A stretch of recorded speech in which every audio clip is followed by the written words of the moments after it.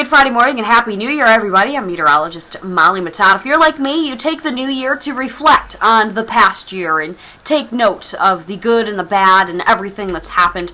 Let's reflect on the past month really quick. December 2015 set some records, and not in the way that you might think.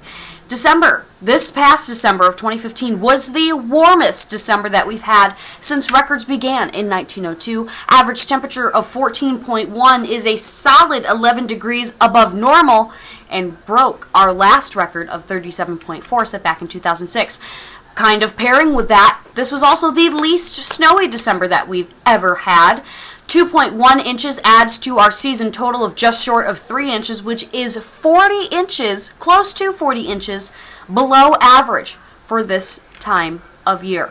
We had some snow onto the forecast, but really not for Syracuse. Places to the south of Syracuse, like Tully, Lafayette, and the hills in southern Onondaga County, have a chance to tap into some lake effect flurries and light snow showers off of Lake Erie. The bulk of the snow will fall to our north, though, to the east of Lake Ontario. In the course of the morning, it will start to set up on the Oswego-Jefferson County line, drift to the north in the afternoon, and then eventually sag to the south, maybe touch into northern Onondaga County very briefly, but it really starts to set up in central Oswego, northern Oneida, and southern Lewis counties before eventually pushing to the north once again on Saturday morning. So here's what we're calling for snowfall. New today, a few, maybe 1 to 3 inches. Again, most of that accumulation in the hills to the south of Syracuse, but up to the north, we're looking at more serious snowfall, 6 to 8 inches possible in that triple point of Oswego, Jefferson, and Lewis counties. Most of that will fall in the higher terrain and even localized areas of 8+ inches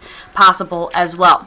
Overnight, that band sags to the south. We're looking at central Oswego, northern Oneida, and southern Lewis counties for new accumulation overnight. Again, localized spots of 8 inches or more, certainly possible. And when we pair these two together, any overlap could result in at least a foot of snow on the ground for some very localized places. But again, the snowfall is very concentrated to one specific area. For the rest of the weekend, we stay chilly in the mid-30s, but again above average for this time of year, technically speaking. A seasonal chill in the air, and a breezy day Friday and Saturday will make wind chills feel more like the 20s than the 30s. Lake effect snow comes to an end on Sunday. Everybody gets a chance of at least some light snow or flurries. Then lake effect snow begins again on Monday as a blast of Arctic air works its way in. 22 degrees for a high on Monday is 10 degrees below average. In fact, we start off the day below average with a low of 10. We stay in the 20s for Tuesday. Syracuse gets a chance to tap into some very minor lake effect snow, and then we are high and dry with sunshine, temperatures in the mid-30s for the middle of the week. You can always stay updated on your forecast online at cnycentral.com. Have a good one, and Happy New Year.